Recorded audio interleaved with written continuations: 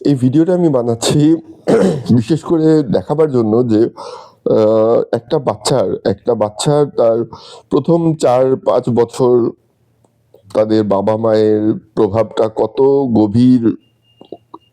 গভীরে যায় আর কত ডিপ ইমপ্রেশন একটা পড়ে। আর কিভাবে তাদের পরবর্তী জীবনে সেটা ইমপ্যাক্ট করে।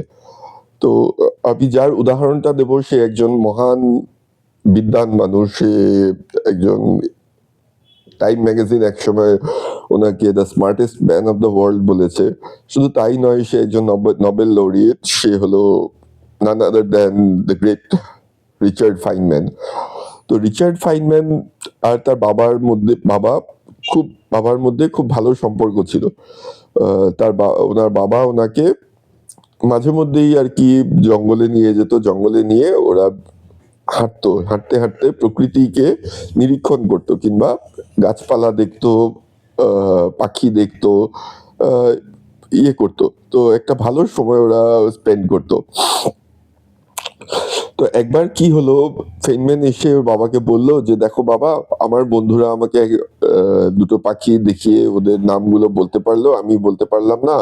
আর আমার বন্ধুরা বলল যে, তুই তো কিছুই জানিস না, তোর বাবা তোকে কিছু শেখায় না, বাবা মা তোকে কিছু শেখায় না। তো আমার খুব দুঃখ হয়েছে।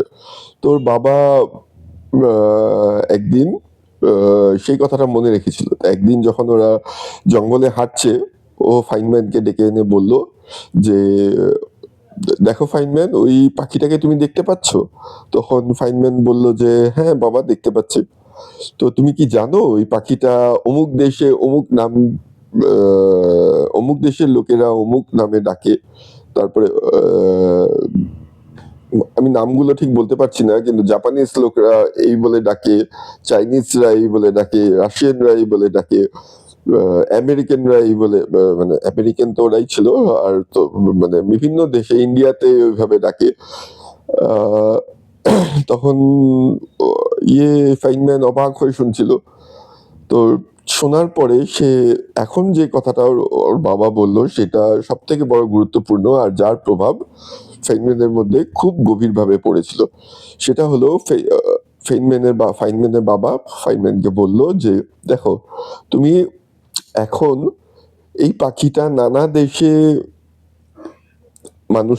দেশের মানুষরা কিভাবে ডাকে, কিংবা এই পাখিটার নানা ভাষায় নানা নামগুলো তুমি জানলে, কিন্তু আসলে তুমি পাখিটার বিষয়ে কিছু জানলে না। তুমি শুধু এট বেস্ট জানলে যে যেই মানুষগুলো যেই কালচারটার বিষয়ে জানলে, যে এক একটা কালচারে কি করে এই পাখিটাকে নামকরণ করা হয়েছিল বা তার পেছনে হিস্ট্রিটা কি। কিন্তু তুমি সত্যিকারে যদি সেই পাখিটার বিষয় জানতে চাও, তাহলে তাকে ক্লোজলি নিরীক্ষণ করতে হবে, তাকে ভালোভাবে দেখতে হবে, তার বিহেভিয়ারকে নিরীক্ষণ করতে হবে। সে কখন উড়ে যায়, সে কতক্ষণ সেই গাছটায় বসে, কিংবা সেই গাছে বসে থাকাকালীন কি করছে, অথবা সেই পাখিটা কোন কোন সিজনে এই জঙ্গলে আসে আর কোন কোন সিজনে চলে যায় বা থাকে না। এইগুলো সব যখন তুমি জানবে, তখন তুমি বলতে পারবে যে সেই পাখিটার বিষয়ে তুমি কিছু জানো। তো সেই অভিজ্ঞতাটার পরে ফাইনম্যান বুঝেছিল একটা জিনিস, আর সে লিখেছিল তার বইতে যে, সেই ছোট বয়সে, সেই কাঁচা বয়সে আমি জানতে পেরেছিলাম যে knowing the name of something is quite different from knowing that thing. অর্থাৎ একটা কিছুর নাম জানা আর সেই বিষয় জানা, সেই জিনিসটার বিষয় জানা, দুটোর মধ্যে অনেক তফাৎ আছে। তো তার যে এত নলেজের অ্যাপেটাইট, তার একটা যে শেখার প্রতি একটা শেখার খিদে যে আছে, যার ফলে সে এত মহান একজন ফিজিসিস্ট হতে পেরেছিলেন।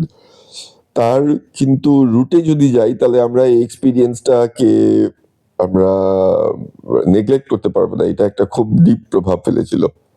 সো আমার আশা যে আপনি আপনাদের সন্তানদের সাথে এমন এক্সপিরিয়েন্স সৃষ্টি করুন, এমন এক্সপিরিয়েন্স দিন আপনাদের সন্তানকে, যাতে ওদের পরবর্তীকালে সেই প্রভাবটা একটা পজিটিভ দিকে নিয়ে যায়। Thank you.